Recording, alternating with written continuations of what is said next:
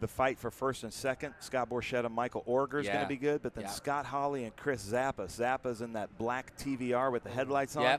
Jerry Robinson in this Viper. So many good. John DeGainer there in that Devon. So many great drivers up here up front. And that Jaguar, watch out in that TVR. They're a little bit more nimble, and this is a technical track. Those nimble cars can do pretty well here. I'm looking for Scott Shadle. Something else, a sleeper. Watch the Jim Hack in his 64 Corvette. Going against Jerry with his Cougar. You're going to see a good race here. Gary Moore and Jim Heck. That's a pretty even race right there. The two cars. Here we go then. The Corvettes are off and running into turn 1 at Mid-Ohio and down towards the keyhole for the first time.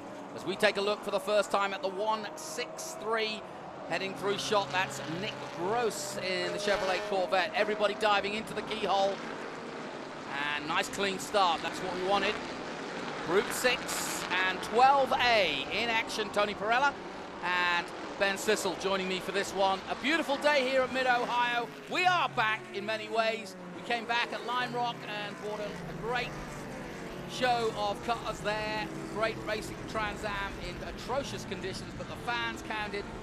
And again, here at Mid-Ohio, great fans, great weekend, and bumper fields in all series. Every group is maxed out. If you look at what we had in F4, FR, Trans Am, both series of the Trans Am, and then now, obviously, the vintage side is looking great. What a show for the fans. There's about 300 race cars here. There's something here for everybody. To me, this is what Speed Tour is about, and the way the crowd came out today with this weather, it's just felt good to be back. Yeah. It did. You know, a year ago, we were here with a limited capacity crowd, but we got to open the gates full board today, and it really showed. It looked awesome. And they'll be back again tomorrow, as well as Scott Borchetta starting to extend that lead at the moment. It might be my fault because I put a GoPro on the roof of that car we're looking at right here, Michael Orger, and just that little bit of drag might be what's holding them back. But this is a good battle right here. And if we can get a shot of the rear of his car, the 969, there's a tiny little wing spoiler that Rick Parent approved of that might be giving just a little bit of downforce. That little black dot you see, it's from a kid's toy. He duct taped it on there. Give him a little extra speed, because that's how seriously we take it here in vintage racing. I see. Which is what I absolutely love. These guys love to have fun and love to race really hard, but there's practical jokes throughout and camaraderie throughout the whole paddock as we look at Jerry Robinson, Group 12 champion. Tony, Ben, while I've got you here, I've learned a lot from you guys in the short time that I've been around SVRA, and I hadn't really given a lot of thought to who comes and does historic racing. I thought it was ex-racing drivers or guys, wealthy guys who own cars and may get to learn how to drive their cars at speed, or get a gentleman driver or a professional driver to teach them the gentleman driver. But I found that there's 18-year-olds out there, there's 70-year-olds out there. It's a real cross-section, and it's not what I first expected. And in fact, for the youngsters, it's actually becoming more a starting level sometimes to go historic racing. Oh my God, you literally have all walks of life here. Look, there's no question, we have some prominent executives that, you know, you got the CEO of Ford, the president of WeatherTech, the owner, chairman of Mission Foods. You got some well-established racers. That should be in this race, Ricky Bobby Gee in the 696 Corvette, had to go home for business. He makes Chips Ahoy cookies out of Chicago. There you and go. He had to go home. And Pop-Tart Minis makes all kinds of different cookies, but he had a business. So he was here the first 2 days and then had to go home because he has to make some more Chips Ahoy. And who doesn't love Chips Ahoy? Yeah, me too. But, you know, to that point, Jonathan, you have Whoa! Ooh, Chris Zappa off. Zappa off the trail. Whoa! He's trying to hold on to it. He's done it. Carry on. Anyways, it looks like he's back on and okay. Anyways, the cool thing is we have a little bit of everybody in this paddock. There's certainly ex-racers. You know, with the V-Rock series, they come back and they volunteer, and we do quite a bit of charity work, and they'll be racing in these Group 6 cars. Mm-hmm. And we'll be back doing that hopefully next year now that we're getting back to normalcy. But you have kids that are wanting to get their start. You have second and third generation racers here. So those kids coming out start out in the autos a lot of time in our heritage group. and then you start to see them move up into whatever path that they're excited about. But that's what's so amazing. We got them from 16-year-olds all the way up to north of 60 and everywhere in between. And it's just great that the families can come out and 1 or 2 or sometimes 3 generations racing in the same race. Is fantastic. Yep. And speaking of that, that was Philip Taxman in that E-Type Jaguar we're looking at, the number 2. And if he doesn't work for the IRS, that's just a waste of a good last name. I was going to say, everybody keeps out of his way on track, don't they? Yeah. The Beatles sang a song about him. They did. Jeff Lindstrom there in that beautiful Griffin Motorsports. So Billy Griffin is our GT champion in Trans Am last year. And he's got Tursilla and Lindstrom out here with us this year. Yeah, had a good run actually in qualifying today, did Billy? Yeah, he did. George Del Canto or maybe Davey Hamilton in that car there. I don't know yet. I'm looking for that's George Del Canto, but Davey Hamilton, the IndyCar driver, sometimes is in an orange Corvette. And look at that Cougar. I got to give it up for Gary Moore driving that Cougar. Nice. Vinyl top still on it, as it should have been raced, and he's always really, really fast. And he's a regular, right? I mean, he's a regular, yeah. He races. He's got a really pretty Lola GT40. Then he's got this car, a lot of GT350s, but just a really fun person to be around. Beautiful car there in that Cougar. He's a good racer. Yeah. Look at him slide down. And he puts on a show. He likes to put on a show and just have fun.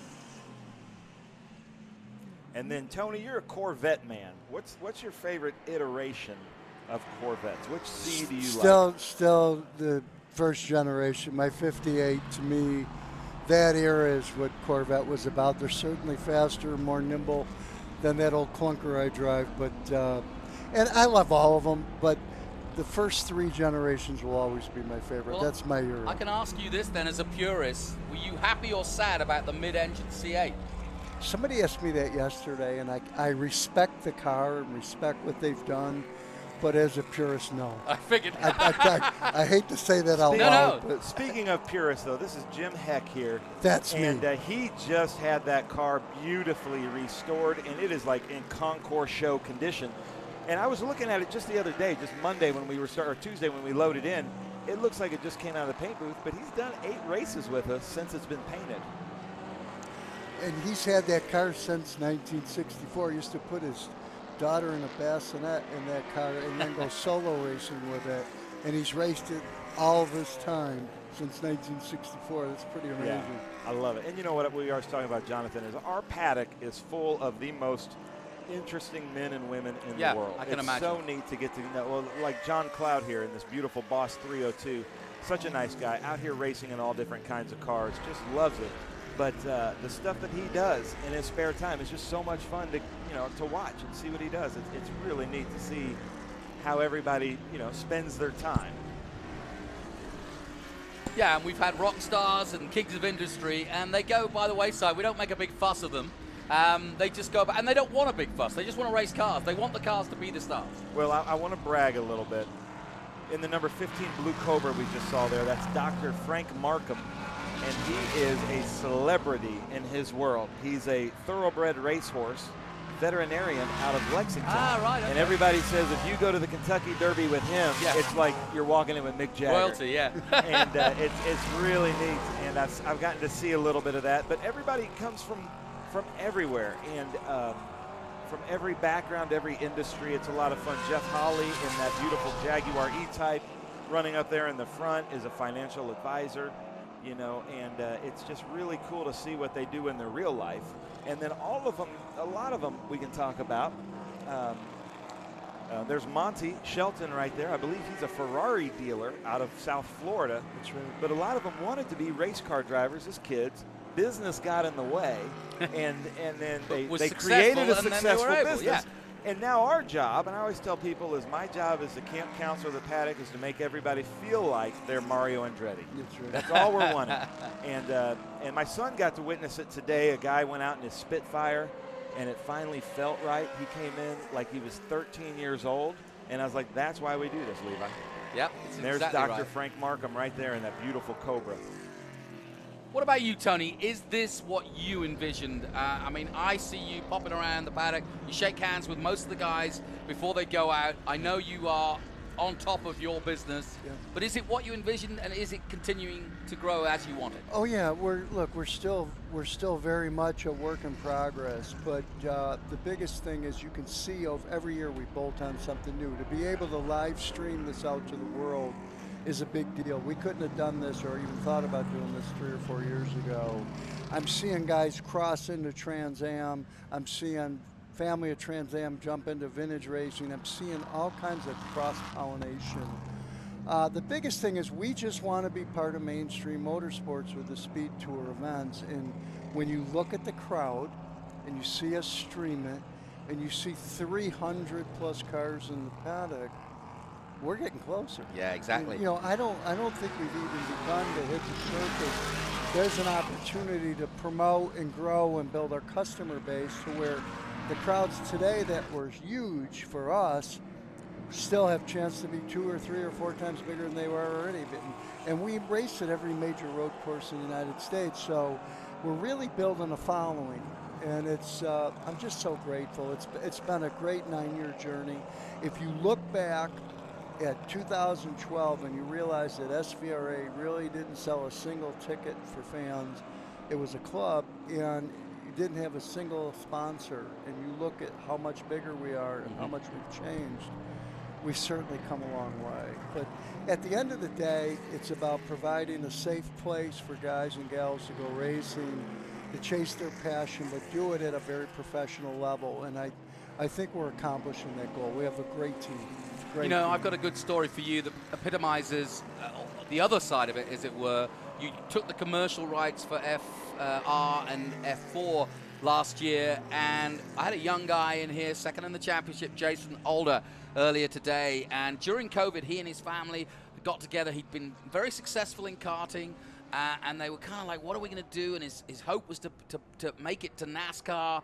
And, he said, you know what? I think I'm going to come back and I'm going to do F4 because I want to give single-seaters a run, and if I don't make it, I can go into Trans Am. And if I get into Trans Am, then maybe I'll be noticed like Sam Mayer, and maybe I'll get into NASCAR, which was one of my other dreams. So he's giving himself, at 18 years old, a great pathway to all kinds of motorsport. And that wasn't missed by me this morning, because that wasn't his dad saying that. That was him saying that was the decision he made, and he feels like in this paddock he can learn from an Ernie Francis Jr. We'll talk about him in a moment. But he can, there is people here that will put them under his wing, help him out, teach him the track, whatever it might take. And that is a great environment to learn. Well, think about the fact that Al Unser Jr. was in his driver's meeting. He's coaching. Scott Goodyear's the And did you see his driver go around the outside just like little Al would have done today? There you go. Chloe. I mean, they're certain learning from the best of the best. Scott Goodyear's here. Scott's the race director for all of FR and F4, and he's just fantastic. He has the perfect skill set to teach these kids the right demeanor, the right skill set. He is the best in the world. And if they bother to get on Google and look him up, they might have a shock. Oh yeah, exactly right. And then Brian Till, not so bad himself. And then you think, to your point, you look at Ernie Francis, who I'm going to actually have the privilege of going to see race tonight in the SRX race 2 hours south of I'll be watching. I'm so excited to go to that SRX race and see Ernie, and I'm good friends with several of the drivers, but Willie in particular. Of course. So just to have this opportunity, but all of those guys came through this ranks at some level of Trans Am or SVRA or both. Yeah, and in fact, Ernie, of course, part of the Future Stars, as is Chloe Chambers, and that's where little Al comes in. And that's a nice little thing that started up this season, isn't it? Oh, my God. Mark and McAllister and his wife, Aurora, have put together a program to provide the car with the best of the best equipment. And I chipped in with free entries for these kids as a scholarship. And you got Chloe Chambers in F4, you got Ernie Francis in FR, and they're really Emily Linscott as well. Yeah, they're really building something. And there they got a great team. They went out and got the best of the best for crew chief, and I'm just thankful to have them as part of this, because he's around to stay. They're going to make an influence for diversity in the sport, and he's really, him and Alora and Mark both are really focused on this. It's awesome. Yeah, and you heard Tony mention that tonight he's going to Eldora, just down the road here in Ohio.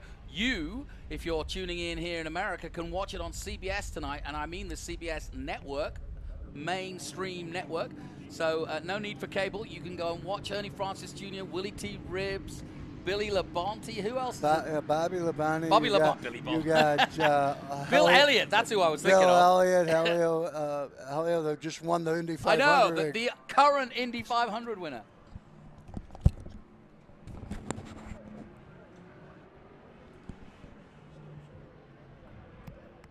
Yeah, there's no question about it. It's going to be a big, big night, and he's already put on some great results. So we're looking forward to seeing Ernie Francis Jr. in action. My thanks to Tony Perella to come in, and busy man. He's got enough on his plate, and he's heading out now to go to the finish of this one. And as you can see, it has finished, but under safety, and Scott Borchetta will take another victory in Group 6. My thanks to Tony for coming in here. And yeah, just to recap, Ernie Francis Jr. will be in action tonight against Willie T. Ribbs, former Trans Am champion, Bill Elliott, the father, of course, of Chase Elliott, who currently is the Cup champion. So it was Scott Borchetta, Jerry Robinson in the end taking second place ahead of Scott Hawley in third, Jonathan DeGaynor in fourth position, Scott Shadle in fifth, George Del Canto in sixth. Confirmation of the result then. Well done once again to the 1969 Chevrolet Corvette of Scott Borchetta. He, of course, a big investor in motorsport through his company, Big Machine, and they will be hosting the Nashville event for IndyCar, and along with Justin Oaks putting their money behind that. Jerry Robinson in second place, Scott Hawley in third, Jonathan DeGaynor, Scott Shadle in that beautifully painted number 36. Sky Blue in fifth, George Del Canto sixth, Gary Moore in that lovely maroon Mercury Cougar in seventh, Jeff Lindstrom in eighth, James Heck in ninth position.